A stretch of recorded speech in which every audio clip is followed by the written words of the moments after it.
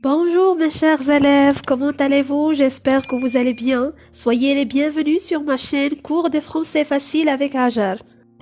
Toujours dans le cadre de préparation à l'examen régional de la 3e année collégiale et sous votre demande bien sûr, je vous propose aujourd'hui une vidéo intéressante que vous m'avez demandé de faire concernant la rédaction d'un texte narratif.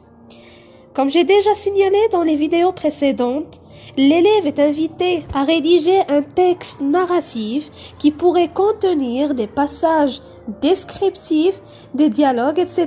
de 10 à 12 lignes sur un sujet donné, et bien sûr en respectant un ensemble de critères au niveau de l'aspect narratif et aussi linguistique. Alors chacun de vous doit démontrer sa capacité à produire un texte narratif cohérent en s'exprimant d'une manière ou bien d'une façon claire et appropriée. Pour ce faire, suivez bien cette vidéo jusqu'à la fin. Prenons à titre d'exemple ce sujet. C'est la nuit, vous avez très peur. Racontez les circonstances de cette peur en décrivant vos sentiments.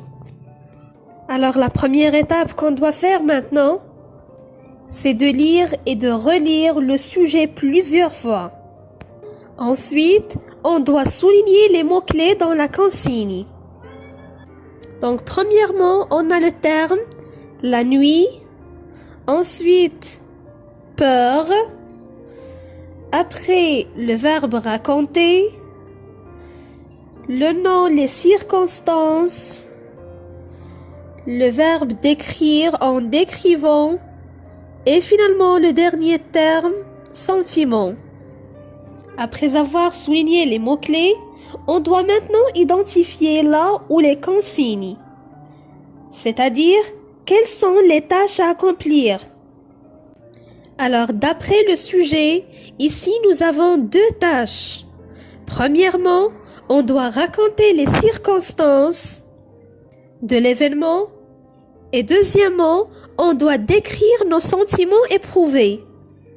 C'est-à-dire, vous êtes censé rédiger un texte narratif descriptif. On passe maintenant à la deuxième étape. Alors, on doit rappeler les ressources et les expressions qui pourraient m'aider à raconter et décrire avec succès. Mais avant, puisqu'on va rédiger un texte narratif, on doit évoquer premièrement la structure du texte narratif, ce qu'on appelle le schéma narratif, c'est-à-dire le déroulement du récit et des actions qu'il raconte. Ce schéma comprend essentiellement 5 étapes précises. Premièrement, la situation initiale. Deuxièmement, l'élément déclencheur ou perturbateur. Troisièmement, les péripéties. Quatrièmement, le dénouement ou ce qu'on appelle l'élément de résolution. Et finalement, la situation finale. Je vais vous expliquer brièvement ce schéma. Alors, on désigne par la situation initiale. Tout simplement, c'est le début de l'histoire. Cette étape se caractérise par le calme et la stabilité des événements. Lors de cette étape, on doit présenter également le temps, le lieu et les personnages de notre histoire. La deuxième étape, c'est l'événement inattendu, c'est-à-dire l'élément déclencheur qui va bouleverser la stabilité de la situation initiale. Lors de cette étape, on doit imaginer un événement qui sera la cause de notre peur. La troisième étape, c'est les péripéties. Il s'agit d'un ensemble d'actions qui font avancer la trame de l'histoire. Lors de cette étape, on doit raconter ce qui s'est passé et décrire ce qu'on a ressenti. La quatrième étape, le dénouement, on doit préciser dans cette étape ce qu'on doit faire pour résoudre le problème, pour arriver finalement à la situation finale, dans laquelle on doit montrer comment les choses sont devenues calmes. C'est le moment où l'équilibre est rétabli et finalement le personnage retourne à sa vie normale. Maintenant, on doit faire appel au temps du récit qu'on a déjà vu, le passé simple et l'imparfait. On utilise le passé simple pour raconter, pour exprimer une action courte et complète ou pour exprimer une action soudaine. Pour l'imparfait, c'est un temps de description par excellence. On l'utilise aussi pour raconter une action longue et inachevée ou pour exprimer une habitude ou une répétition. Juste après, je dois rappeler les expressions qui pourraient m'aider à décrire ma peur. À titre d'exemple, on peut citer « La panique me prend »,« Je frissonnais de peur »,« Mon cœur battait la chamade »,« J'avais la chair de poule », J'arrivais à peine à respirer. Mes cheveux se hérissaient. Mon sang se glaça dans mes veines. Aucun son ne sortait de ma bouche. Ma gorge se noua. Je tremblais comme une feuille. Je hurlais de terreur. J'étais horrifiée. J'étais paniquée, par exemple. J'étais glacée de peur. Mes dents claquaient, je n'arrivais à me tenir sur mes pieds, etc. Je vous conseille, mes chers élèves, d'apprendre par cœur ces expressions afin de les utiliser lors de votre rédaction. Maintenant, vous avez devant vos yeux les outils nécessaires.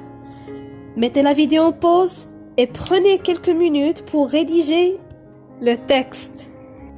Alors, si vous avez terminé, on passe à la correction. Je vous ai déjà expliqué qu'on doit commencer premièrement par la situation initiale. Voilà un exemple. C'était par une belle nuit du mois de mars. Mes parents étaient en voyage. J'étais seule à la maison. Je regardais un film à la télévision. Après avoir présenté le lieu, le temps et le personnage de mon récit, je passe à la deuxième étape pour introduire l'événement inattendu. Et pour introduire cet événement, je peux commencer par exemple avec l'expression « soudain » ou « tout à coup ». Donc soudain, j'entendis un bruit étrange qui provenait de la cuisine. Juste après, on doit mentionner notre réaction, c'est-à-dire les sentiments éprouvés. Je peux commencer par exemple par un indicateur de temps. On peut dire à ce moment-là, mon cœur heurtait avec force les parois de sa cage et mon petit corps tremblait dans les vêtements minces que je portais. Et pour enrichir mon texte, je peux ajouter d'autres expressions qui renvoient au champ lexical de la peur. On passe maintenant aux actions. Alors, une fois ma peur dissipée, je pris un vase et je me dirigeai en frémissant vers la cuisine. J'y entrai. Et à ma grande surprise, je vis notre chat qui mangeait dans une casserole. Le maudit, il m'avait fait très peur. Et finalement, pour clôturer ma production, je peux dire, c'était l'événement le plus effrayant de ma vie. Mais faites attention, mes chers élèves, avant de recopier votre texte dans la feuille de l'examen, vous devrez procéder à une révision.